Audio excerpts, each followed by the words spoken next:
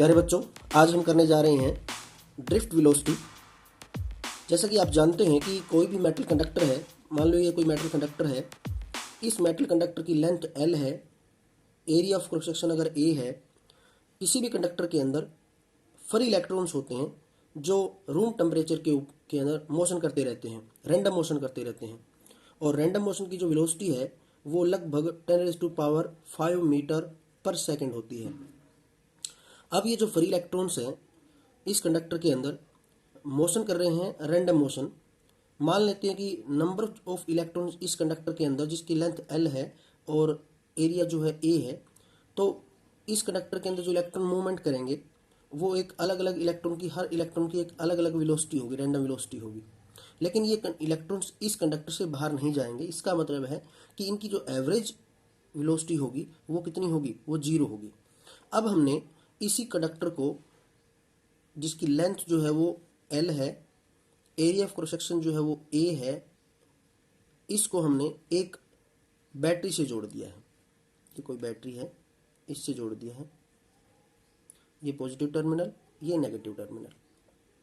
अब आप देखोगे कि जो ये इलेक्ट्रॉन्स हैं इसके अंदर जो रैंडम मोशन कर रहे थे, जो ही हम बैटरी से जोड़ते हैं ये सारे के सारे इलेक्ट्रॉन ये एक पर्टिकुलर डायरेक्शन के अंदर इस प्रकार स्वेटेड हो जाते हैं, एक कांस्टेंट एक्सेलरेशन के साथ मूव करते हैं from negative terminal to positive terminal.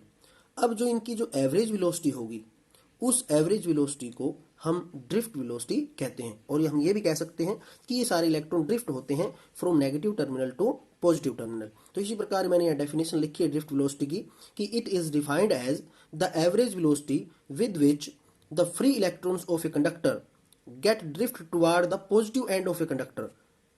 Free electron जो है ड्रिफ्ट होते हैं पॉजिटिव एंड की तरफ when potential is applied across ends of the conductor। दोनों एंड्स के बीच में जब हम पोटेंशियल अप्लाई करते हैं तो इसे कहते हैं ड्रिफ्ट वेलोसिटी। अब इसकी डेरिवेशन करते हैं कि what is the value of drift velocity. इसके लिए हम कंसीडर करते हैं कि consider a conductor of length L, area of cross section is A, let n is the number of electrons in this conductor and these electrons have the individual velocity is u1, u2, u3 and un। अब अगर ये अलग अलग velocity है room temperature के ऊपर, तो इस प्रकार हमें पता है कि एवरेज जो वेलोसिटी होगी, अगर हम बात करें कि एवरेज वेलोसिटी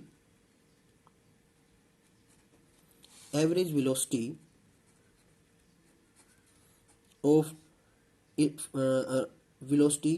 इलेक्ट्रॉन वो कितनी होगी, वो 0 होगी, क्योंकि वो मूवमेंट तो कर रहे हैं लेकिन एक दिशा में नहीं है, वो रैंडम मोशन कर रहे हैं। तो हम लिखेंगे u1 plus u2 plus u3 and plus un divide by number of electron n is equal to 0। ये है जब कंडक्टर को हम किसी भी पोटेंशियल से जोड़ते नहीं हैं। उसके बाद हम इसी कंडक्टर को एक बैटरी से जोड़ते हैं। अब हम देखते हैं कि सभी इलेक्ट्रॉन की एक वेलोसिटी होगी जो नेगेटिव टर्मिनल से पॉजिटिव टर्मिनल की तरफ होगी। अब हमें कि now let consider a conductor is connected with a battery due to which electron present in the conductor start drifting toward the positive terminal of the battery. अब इसका मतलब है कि वो ड्रिफ्ट जब होंगे तो उन पर कोई ना कोई फोर्स अप्लाई हो रही है इलेक्ट्रॉन के ऊपर, और इसीलिए वो ड्रिफ्ट हो रहे हैं। कि मान लेते हैं कि हमने पढ़ा है पीछे कि F फोर्स अप्लाई होती है इलेक्ट्रॉन्स के ऊपर। F इज इक्वल टू होता है Q इंटू ई, ये हमने पढ़ा है। यहाँ पर Q क्या है, चार्ज ऑफ पार्टिकल, और चार्ज पार्टिकल कौन से हैं, इलेक्ट्रॉन्स। तो मैं इसको लिखूंगा F is equal to minus E into E. ये हमारी फर्स्ट इक्वेशन होगी। एक फोर्स और भी अप्लाई होती है इलेक्ट्रॉन्स के ऊपर। हमने न्यूटन्स का सेकंड लॉ पढ़ा है। हमने पढ़ा है कि F इज इक्वल टू होता है एम ए। ए क्या है, ये है एक्सेलरेशन ऑफ, एवरेज एक्सेलरेशन हम कहेंगे इसको। ये एक्सेलरेशन है जो इलेक्ट्रॉन्स मोशन करेंगे विद वेलोसिटी, डिफरेंट वेलोसिटी। अब दोनों जो फार्मूले हैं यहाँ से अगर हम देखें तो हमारे पास आएगा, दोनों बराबर हैं, हम लिख सकते हैं from 1 and 2, from 1 and 2 ma is equal to minus e into E. यहाँ से हम ए की वैल्यू निकाल लें, A is equal to minus E divide by M. ये क्या है, एक्सेलरेशन है, और इस एक्सेलरेशन की वैल्यू आई है minus E divide by M. और ये जो एक्सेलरेशन की वैल्यू है, ये वैल्यू कांस्टेंट रहेगी फॉर ईच इलेक्ट्रॉन। तो हम ये लिख देते हैं कि acceleration A is constant for each electron, प्रत्येक इलेक्ट्रॉन के लिए कांस्टेंट रहेगी। अब जो electrons after apply the potential difference, प्रत्येक इलेक्ट्रॉन की एक वेलोसिटी होगी। मान लेते हैं कि नंबर ऑफ जो इलेक्ट्रॉन वो n है, और प्रत्येक इलेक्ट्रॉन की जो वेलोसिटी है वो है v1, v2, v3 and vn, n number of electron. अब हमने मोशन के इक्वेशन पढ़ी हैं, जिसमें हमने पढ़ा है कि v is equal to u plus at होता है। हम यहाँ ये इक्वेशन अप्लाई करेंगे। v जो है वो फाइनल वेलोसिटी, u जो है initial velocity, a acceleration and t is the time period. यहाँ पर अगर हम इक्वेशन देखें तो हम लिखेंगे v1 is equal to u1 plus a t1। Acceleration जो है वो कांस्टेंट रहेगी प्रत्येक इलेक्ट्रॉन के लिए t1। v2 is equal to u2 plus a t2 and vn is equal to un plus a tn। अब हम यहाँ से एवरेज वेलोसिटी निकालते हैं, और एवरेज वेलोसिटी को हम vd द्वारा लिखते हैं। This is the average velocity. Vector quantity है, मैं इसको वेक्टर क्वांटिटी के रूप में लिखता हूं।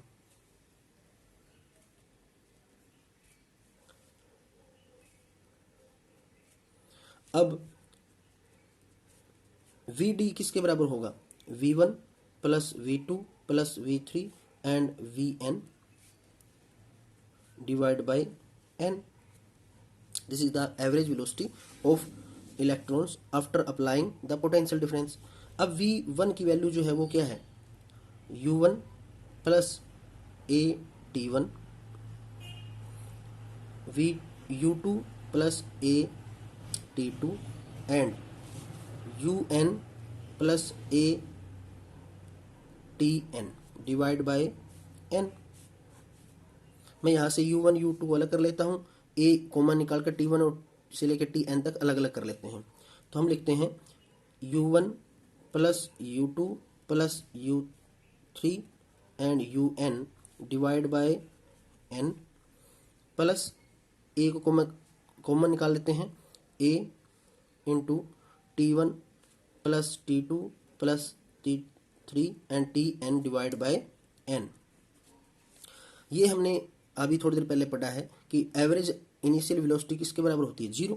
तो मैं इसको क्या लिखता हूँ, 0 प्लस a, ये जो टाइम पीरियड है ये क्या है, ये एवरेज टाइम है, और इस एवरेज टाइम को मैं एवरेज रिलैक्सेशन टाइम कहूँगा, और इस टाइम को मैं टो, ये टो सिंबल है इसके द्वारा लिखता हूँ, टो, ये एवरेज रिलैक्सेशन टाइम है। तो इस प्रकार हमारे पास एक इक्वेशन आई कि vd is equal to a into tau, और a की वैल्यू हमने थोड़ी देर पहले निकाली है कि vd is equal to acceleration minus e into E divide bye